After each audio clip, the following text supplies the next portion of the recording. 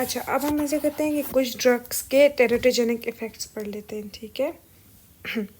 अच्छा, मोस्टली जो ड्रग्स है ना उनकी टेराटोजेनिसिटी किस वीक्स में होती है, 3 to 8 वीक्स के दौरान। क्योंकि 3 to 8 वीक्स का टाइम जिसे हम क्या कहते हैं, ऑर्गेनोजेनेसिस, जिसमें ऑर्गन्स बन रहे हैं, ठीक है। तो मोस्टली ड्रग्स अगर हम इन वीक्स के दौरान ले रहे हैं ना तो उसके टेराटोजेनिक इफेक्ट ज़्यादा होंगे, ठीक है, क्योंकि ऑर्गन्स ख़राब हो जाएंगे। ऑर्गेनोजेनेसिस कब हो रही होती है, 3 to 8 वीक्स के दौरान, ठीक है। अच्छा, अगर आफ्टर 8 वीक्स अगर कोई ड्रग्स लिए हैं ना, वो फिर ग्रोथ और फंक्शन इफेक्ट करेंगे सिर्फ, ठीक है, ग्रोथ और फंक्शन इफेक्ट होंगे। अच्छा, अब इम्पॉर्टेंट मेडिकेशंस जो हम देखेंगे टेराटोजेनिक इफेक्ट्स के लिए, उसमें कुछ बहुत इंपॉर्टेंट है जो एमसीक्यूज वाइज है, बाकी हम पढ़ते हैं इंपॉर्टेंट सारी ही हैं, ठीक है। जो बहुत ज़्यादा इंपॉर्टेंट है वो मैं आप लोगों को बताऊंगी फिर। अच्छा, सबसे पहले हमारे पास क्या है, angiotensin converting enzyme inhibitors, S inhibitors, जो हाइपरटेंशन के लिए लोग यूज़ कर रहे होते हैं ना, वो बेबी पे क्या इफेक्ट डालेंगे, फीटस पे।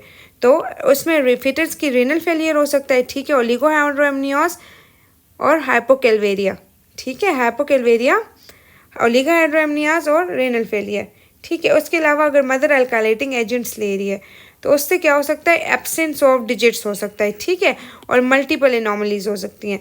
ये अल्कालेटिंग एजेंट्स की वजह से जो एब्सेंस ऑफ डिजिट्स है ना, इसका एक बार मैंने एमसीक्यूज देखा हुआ है, ठीक है। अल्कालेटिंग एजेंट्स की वजह से एब्सेंस ऑफ डिजिट्स हो सकता है, ठीक है। फिर हमारे पास इंपॉर्टेंट आ जाता है जी एमाइनोग्लाइकोसाइड्स, ठीक है, इस पे एमसीक्यूज आता है बहुत ज़्यादा।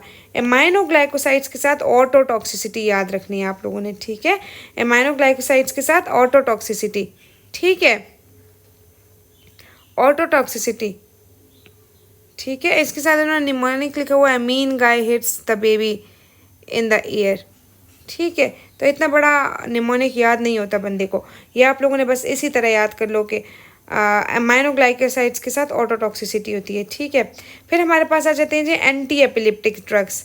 एंटी एपिलेप्टिक ड्रग्स अगर मदर ले रही है तो उसके साथ बेबी में क्या हो सकता है, न्यूरल ट्यूब डिफेक्ट्स हो सकते हैं, ठीक है, कार्डियक डिफेक्ट्स हो सकते हैं, क्लेफ्ट पैलेट हो सकता है, ठीक है, स्केलेटल डिफॉर्मिटीज़, और उसके अलावा nails hypoplasia, pharynx nails hypoplasia या फेशियल डिसमॉर्फिज्म हो सकती है, ठीक है, एंटी एपिलेप्टिक ड्रग के साथ।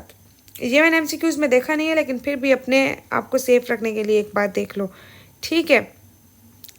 इसीलिए जब भी मदर हाई डोज एंटी एपिलेटिव्स लेती है ना तो उसके साथ हाई डोज फोलेट सप्लीमेंट्स दिए जाते हैं। क्यों? क्योंकि न्यूरल ट्यूब डिफेक्ट्स को प्रिवेंट करने के लिए फॉलिक एसिड ज़रूरी है, ठीक है। और मोस्ट कॉमनली किन एंटी एपिलेप्टिक ड्रग्स के साथ टेराटोजेनिसिटी होती है, वेल्पोरेट के साथ, कार्बामेज़ेपिन के साथ, फिनेटोइन और फिनोबार्बिटोन के साथ, ठीक है। ये फिनेटोइन जो है ये आया हुआ है, ठीक है, ये फिनेटोइन जो है वो इफेक्ट्स का तो नहीं देखा था मैंने एमसीक्यूज, लेकिन टेराटोजेनिक है, इस पे एमसीक्यूज था, ठीक है। Neural tube defects, anti epileptics के साथ न्यूरल ट्यूब डिफेक्ट्स आप लोगों ने नहीं भूलने, ठीक है। उसके बाद आ जाता है डाईइथाइल स्टिल्बेस्टेरोल। अच्छा, डाईइथाइल स्टिल्बेस्टेरोल यूज़ करने की वजह से फीटस में जो है वो वेजाइनल सेल एडिनोकार्सिनोमा हो सकता है, ठीक है, या फिर कंजेंटल मलेरियन एनोमलीज हो सकती हैं। फिर आ जाता है जी फ्लोरोक्विनोलेंस। फ्लोरोक्विनोलेंस के साथ कार्टिलेज डैमेज, ठीक है, ये याद रखना है, फ्लोरोक्विनोलेंस के साथ कार्टिलेज डैमेज, ठीक है। फॉलेट का एंटागोनिस्ट कोई यूज़ कर रहा है तो obviously very non neural tube defects, folate की डेफिशिएंसी, फॉलेट के एंटागोनिस्ट, सब कुछ न्यूरल ट्यूब डिफेक्ट्स, ठीक है। फिर हमारे पास आइसोरेटिनोइन, ये भी एमसीक्यूज में आता है। आइसोरेटिनोइन की वजह से क्रेनियोफेशियल एबनॉर्मेलिटीज़ जैसे मैक्रोशिया डिसमॉर्फिज्म, ठीक है, सेंट्रल नर्वस सिस्टम, कार्डियक और थाइमिक डिफेक्ट्स भी होते हैं आइसोरेटिनोइन के साथ, ठीक है।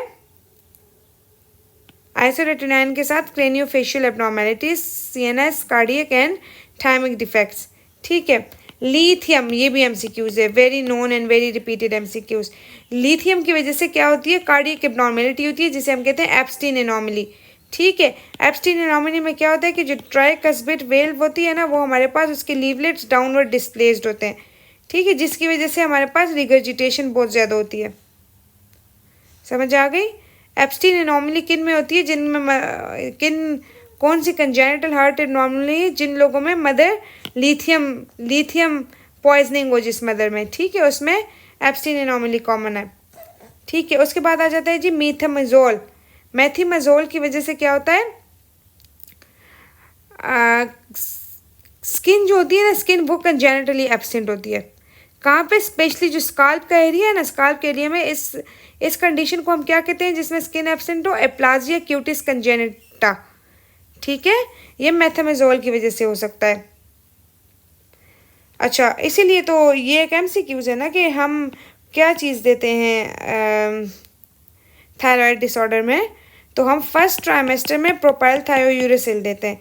क्योंकि मेथामेजोल क्या है, हमारे पास टेलेटोजेनिक है।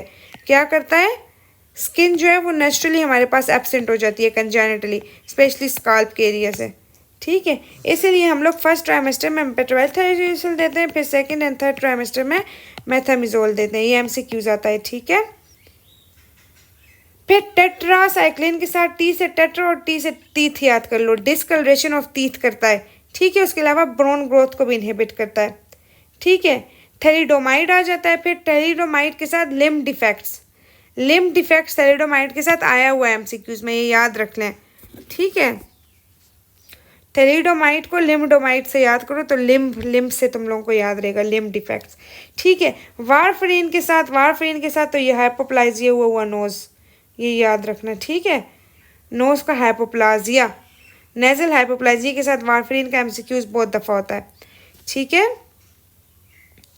बोन और कार्टिलेज डिफॉर्मिटीज़ होती हैं। ठीक है, जिसकी वजह से नेजल या लिम्ब हाइपोप्लाजिया हो जाता है। उसके अलावा optic nerve atrophy, foetal cerebral haemorrhages वगैरह। ठीक है, नेजल और लिम्ब हाइपोप्लाजिया के साथ इसका एमसीक्यूज बहुत दफ़ा आया है, क्योंकि वारफरीन क्या कराता है, फीटस में बोन और कार्टिलेज डिफॉर्मिटीज़ करवाता है। ओके, इसीलिए हम प्रेग्नेंट लेडी में क्या दे रहे होते हैं, हेपरिन के साथ स्विच कर लेते हैं, हेपरिन देते हैं। ठीक है, कोगुलेशन डिसऑर्डर्स के लिए प्रेग्नेंट लेडी में हेपरिन देते हैं। ठीक है, उसके अलावा अदर सब्सटेंसेस जिसमें अल्कोहल है, अल्कोहल की वजह से फीटल अल्कोहलिक सिंड्रोम होता है। ठीक है, कोकेन की वजह से इंट्रायूट्राइन ग्रोथ रिटार्डेशन हो जाती है, लो बर्थ वेट होता है। स्मोकिंग की वजह से तो बहुत कुछ होता है, लो बर्थ वेट हो जाता है। ठीक है, प्रीमटर्म लेबर में बच्चा चला जाता है, प्लेसेंटल प्रॉब्लम्स होती हैं, इंट्रायूट्राइन ग्रोथ रिटार्डेशन वगैरह सब कुछ होता है। ठीक है, ये चीज़ याद रखनी है आप लोगों ने। ठीक है, अच्छा, कोकेन क्या करवाता है, वेजो कंस्ट्रिक्टर है ना, वेजो कंस्ट्रिक्शन करवाता है। निकोटीन भी वेजो कंस्ट्रिक्शन करवाता है। ठीक है, और कार्बन मोनोऑक्साइड क्या करता है, इम्पेयर कर लेता है ऑक्सीजन की डिलीवरी को। ये इंपॉर्टेंट चीज़ें हैं। माइनोग्लाइकोसाइड नहीं भूलना, ऑटोटॉक्सिसिटी है। ठीक है, एपिलेप्टिक ड्रग्स क्या करवाते हैं, न्यूरो ट्यूब डिफेक्ट्स करवाते हैं। ठीक है, उसके अलावा क्या नहीं भूलना, फ्लोरोक्यूनोलेंस नहीं भूलना, कार्टिलेज डिफेक्ट्स करवाते हैं। सही है, लिथियम की वजह से एब्स्टीन एनोमली होती है। मेथामेजोल की वजह से नेचुरली स्किन एप्टेंस, aplastic cutis congenita, tetracycline teeth के साथ, वारफेरिन नेजल हाइपोप्लेजिया।